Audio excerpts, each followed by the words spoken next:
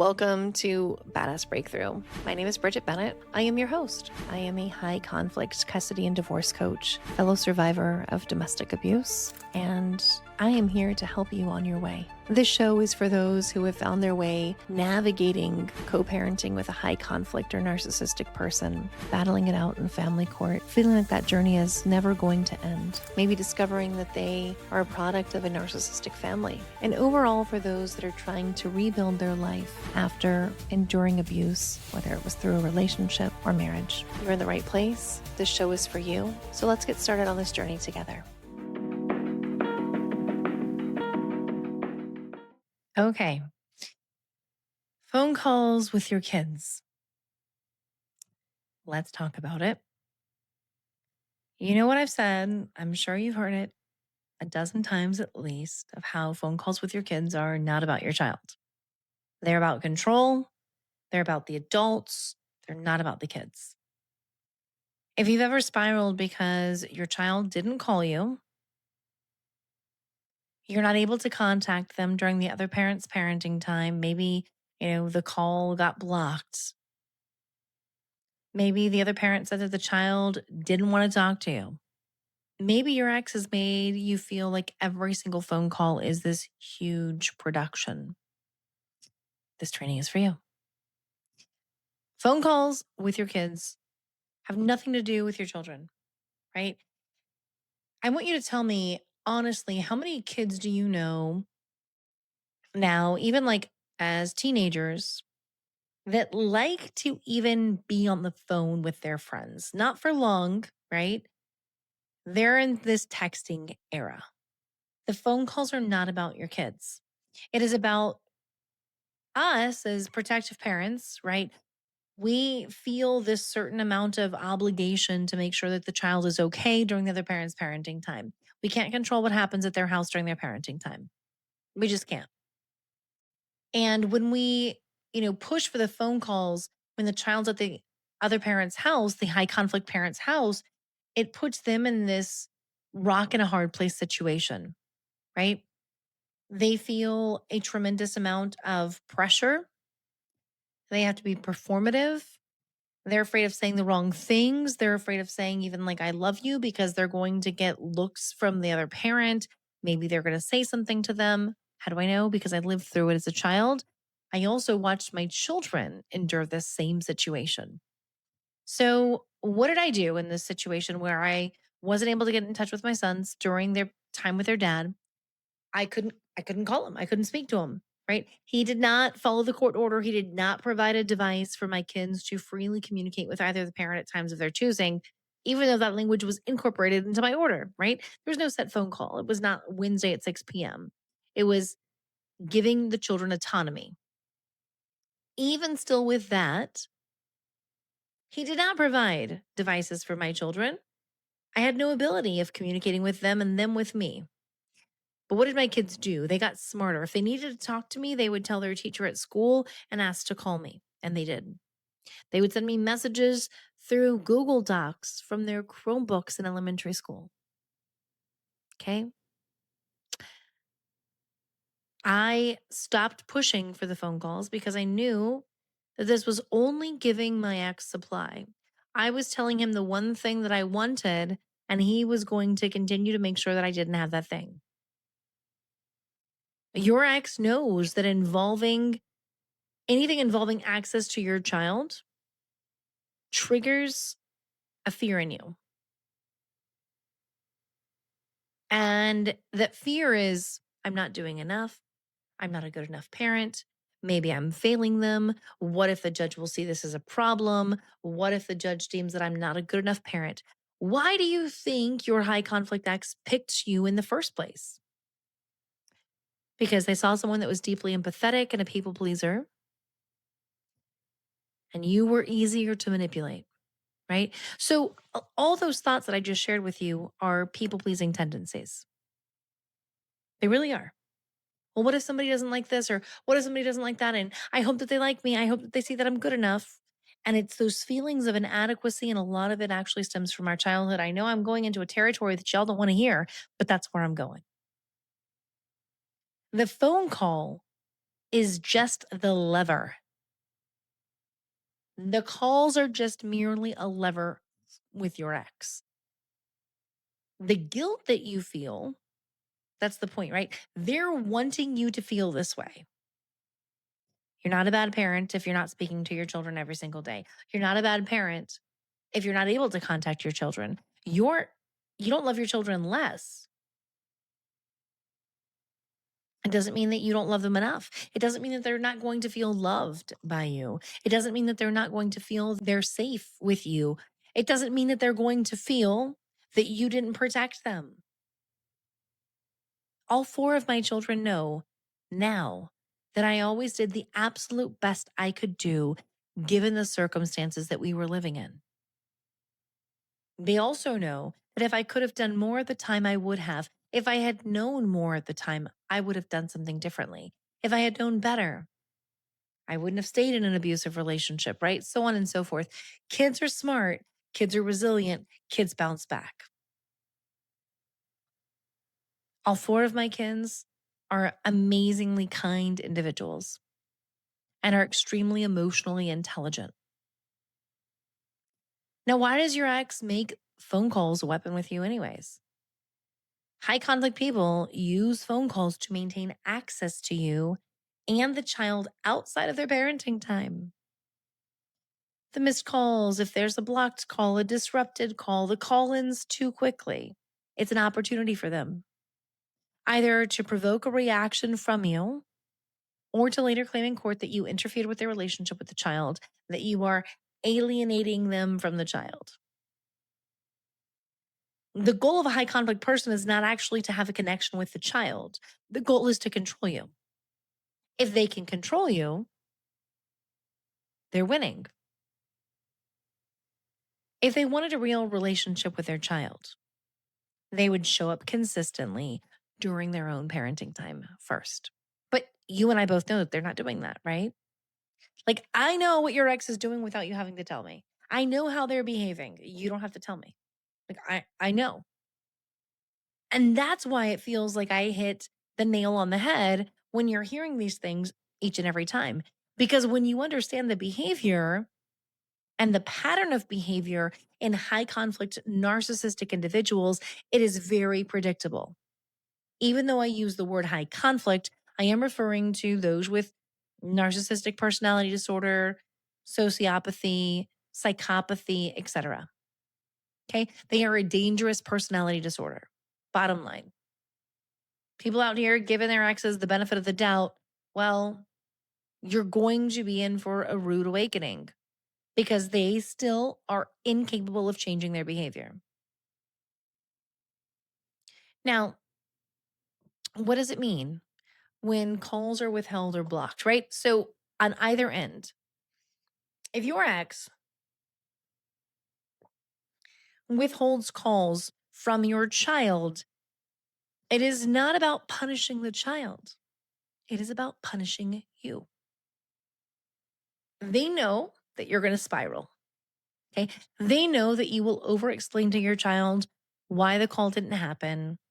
They know that you're going to send a reactive message. They're counting on it. They're hoping for it, that you're going to tell them how wrong they are and that you've called 20 million times. They're counting on it.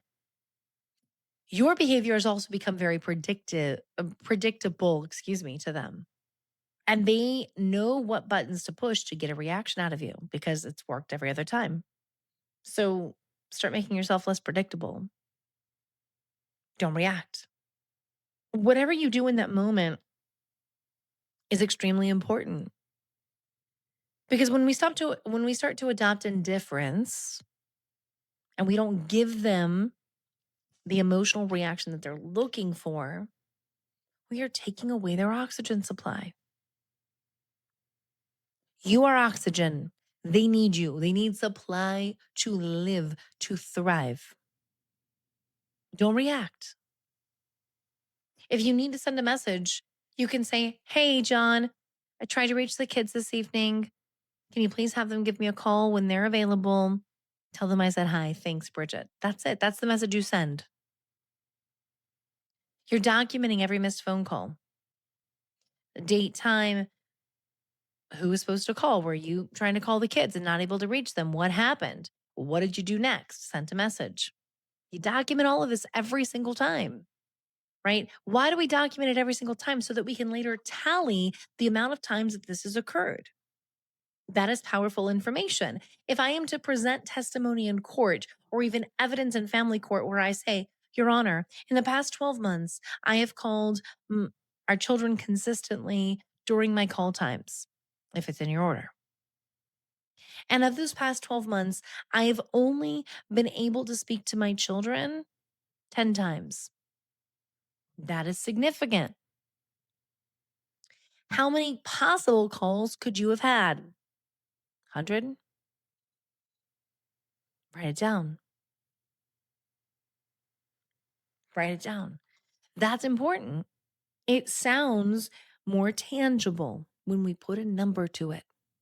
What about when they say that the child is indicating that they don't want to call me, they don't want to talk to me? What do I do? Well, this is a point that breaks every single protective parent that I speak to. Because you hear on your parenting time how the child doesn't want to speak to the other parent. I don't want to talk to dad, mom. I don't want to talk to dad. And then you're like thinking, oh crap, okay. Well, what's really happening? Your ex is probably saying some of the same things back to you that you've said to them, right? They're very tit for tat. You do this, I'm going to do that. You are not the problem. If your ex says that the children don't want to speak to you, let it go. Let it go. You can send a message of like, okay, thanks for the message. All right, received. Give them nothing back. Do not get into these stupid arguments with them. It's not about being right. You don't have to be right. You're never, in the eyes of a narcissistic person, you're never right. They're always right. They feel superior to you. Children pick up on tension, especially surrounding phone calls. If every call that is occurring, your child gets upset, maybe they're being interrogated by the other parent. What did you eat today? What did you have for breakfast? What did you have for lunch? What did you have for dinner? Did you do your homework? Did you have a shower yet? Are you going to read a bedtime story? That's interrogation. That's actually not about connection. Why are they doing that? They're trying to build a case. They're trying to show that there's some kind of neglect that's going on. It happened with my daughters. Their father did that crap to them on the phone all the time. And then I was married to an abuser at the time, my second ex husband. And so when I called the girls, that pattern of communication continued because at the time I didn't know any better. I didn't know any better, but I've learned. Children pick up with intention. They're going to, my daughters would say things like, Mom, I really want to talk to you, but right now is not a good time. Like, can I just talk to you at the house, Mom? They would be quiet even. Mom, can I talk to you at the house? Yeah, it's fine. Whenever you get home, we'll talk. No worries. Children's nervous systems learn to dread these phone calls. That is not alienation, despite what your ex is saying. Your child is learning to protect themselves. It's a defense mechanism. Now, your job with your child is not to force phone calls. I don't care if it's in your order.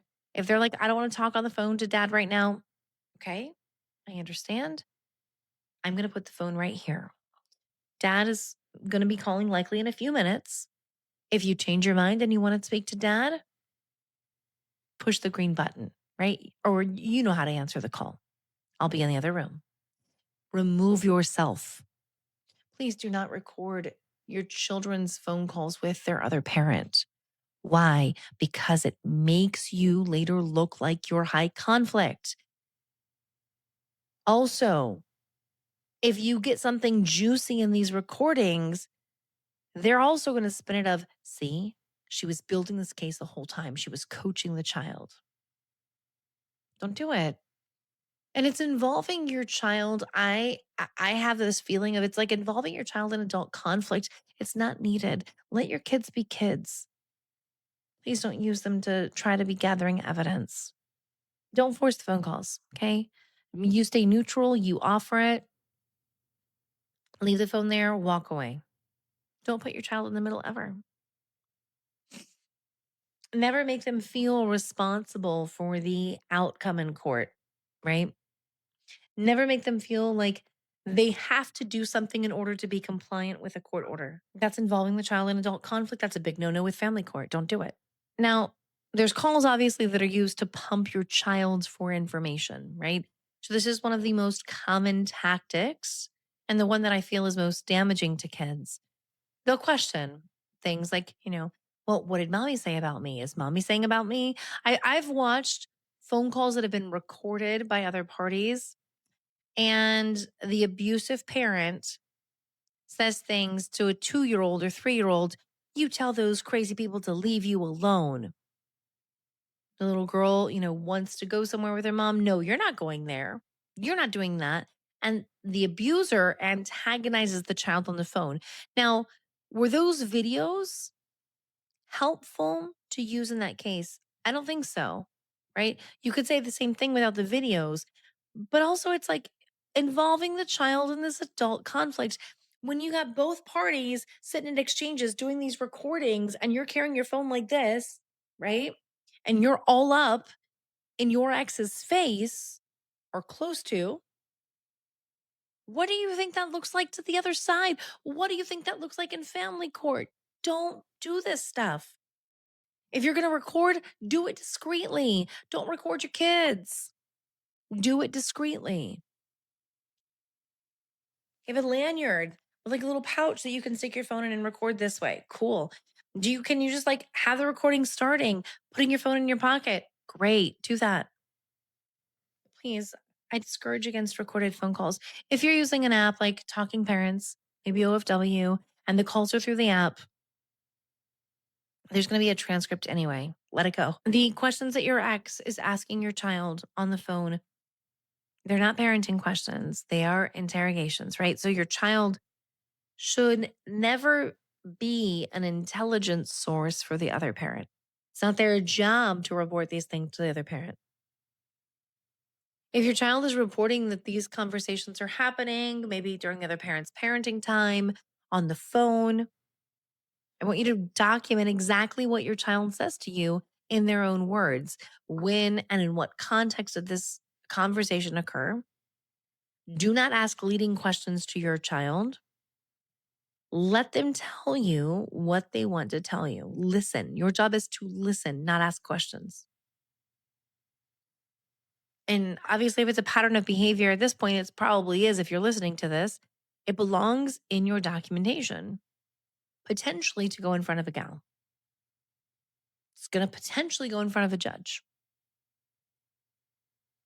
Now, what does the court expect?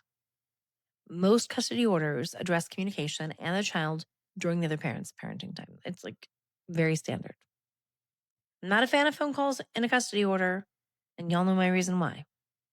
If not, go back and listen to that part again. Read your custody order. Familiarize yourself with your order. Know exactly what it says.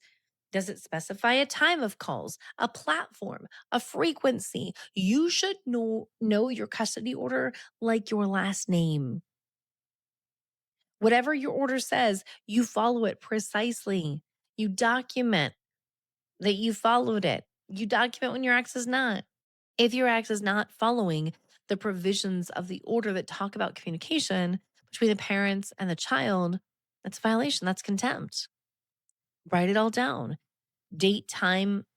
What did the orders say? What did they do instead? Did you try to resolve the problem? How did it impact the child? Courts expect both parents to facilitate a relationship with the other parent. That's the expectation. That does not mean that you are responsible for your ex's failure to show up for your child. Now, how to protect yourself legally. Not an attorney. This is not legal advice. I am a coach, not a therapist. This is not mental health advice. I'm a coach. Use a co-parenting app, Talking Parents, App Close, Our Family Wizard, Best Interest, all of those things.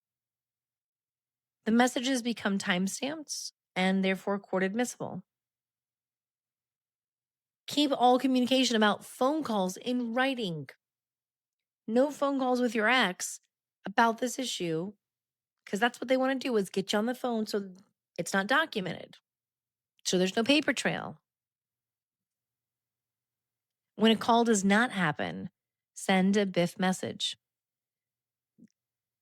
Now, if that's you're calling them, which is the most common, I would write that down. Hey, John, want to let you know, called the kid, blah, blah, blah. If your ex did not call the children during their designated call time, write it down. Call did not occur. That's it. Never threaten to withhold future phone calls as like retaliation. Like, even if you're just thinking it in your head of like, well, they don't let me talk to my kid, so why am I going to let them talk to the kid at my house during my time? That sounds really retaliatory. Your conduct is what the court will measure you by. Build a call log instead. Now, what to say to your child when a call doesn't happen? There's a lot of protective parents that actually make this worse. First of all, do not badmouth your ex, even when you are mad, even when your child is asking why. Your communication stays neutral, age appropriate, and child focused only. I'm not sure what happened. Sometimes things come up, right? I'm not sure what happened. We can try again. I'm not sure what happened. Maybe ask dad when you see him next. That's it. Pull yourself out of the equation. What you are doing is protecting your child from conflict while you're documenting your calm and appropriate response. Your response, how you handled it, all of that is tracked in your log as well. Now, I want to remind you, you are not a bad parent because a phone call didn't happen. You are not a bad parent because your child didn't want to call. You are not a bad parent because your ex has turned something as simple as a phone call into a battleground. You are a parent navigating an impossible situation with imperfect tools, trying to protect your child every single day. Document, use BIFF, protect your conduct. I hope you found this helpful. I know that it feels like it's a lot of information and it can feel overwhelming, especially when we want nothing more than to speak to our child to make sure that they're okay during the other parent's parenting time. Your children are okay. And this is going to be okay. This too shall pass. I will see you next time. Until then. If today's episode resonated with you, make sure you share it with someone who needs it. You can find me on all platforms as Coach Bridget B, or at my website, breakingbadasscoaching.com. If you are ready to work more with me in a session, check out some of my guides, learn how to master your documentation, or join my exclusive community, you can do that through the link that'll be in the show notes. I want you to remember, you have survived this far. You've made it through this episode, and you continue to show up. You're going to continue to survive, and I will see you in the next episode.